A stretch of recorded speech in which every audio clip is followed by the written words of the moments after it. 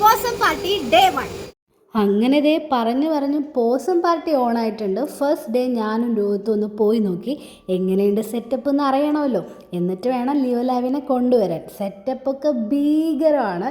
ഇത് ടെസ. നമ്മൾ അങ്ങോട്ട് കയറിയപ്പോൾ തന്നെ ടെസനെയാണ് ആദ്യം കണ്ടത്. ടെസയുടെ പേരൻസ് നമ്മുടെ വീഡിയോസൊക്കെ കാണുന്ന ആളുകളാണ് കേട്ടോ. പോസം പാർട്ടി എഡിഷൻ 1 തൊട്ട് ഇതിൻ്റെ പാർട്ടാണ് നമ്മുടെ സ്വന്തം കൊച്ചിൻ പെറ്റ് ഹോസ്പിറ്റൽ. അപ്പോൾ അവരുടെ സ്റ്റോൾ ഉണ്ടായിരുന്നു.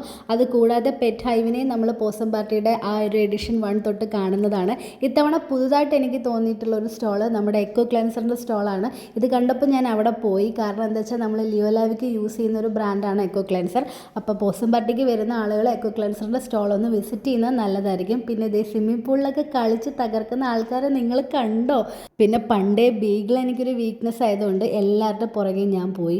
ലോക്കി, ഗൂച്ചി, റെഡ് അങ്ങനെ 3 ബീഗിളിനെ ഞാൻ മീറ്റ് ചെയ്തു. എല്ലാവരും നല്ല ഫ്രണ്ട്ലി ആയിരുന്നു. അങ്ങനെ ഞാൻ നല്ല ഹാപ്പി ആയിട്ട് തിരിച്ച് വീട്ടിലോട്ട് പോയപ്പോഴത്തേക്കും എനിക്ക് 8ന്റെ പണി കിട്ടി. ഒരാളെ ഞാൻ തൊട്ടിട്ടില്ല. തൊട്ടിട്ടുണ്ടല്ലോ, ഈ തൊട്ടിട്ടുണ്ട്. ഒരു ടെസ, ഒരു ലോക്കി, ഒരു റെഡ്. ഈ കൈകൾ ശുദ്ധമാണ്. ഇല്ല ആരെ എടുത്തിട്ടൊന്നുമില്ല. തൊട്ടിട്ടേ ഉള്ളൂ. കയ്യിൽ തൊട്ടു. അങ്ങനെ സോൾവ് ആയിട്ടൊന്നുമില്ല, ചെറുതായിട്ടൊന്നും സോൾവ് ആയിട്ടുണ്ട്. അപ്പം നമുക്ക് നാളെ പോസം പാർട്ടിയിൽ വെച്ച് കാണാം കേട്ടോ. ബൈ.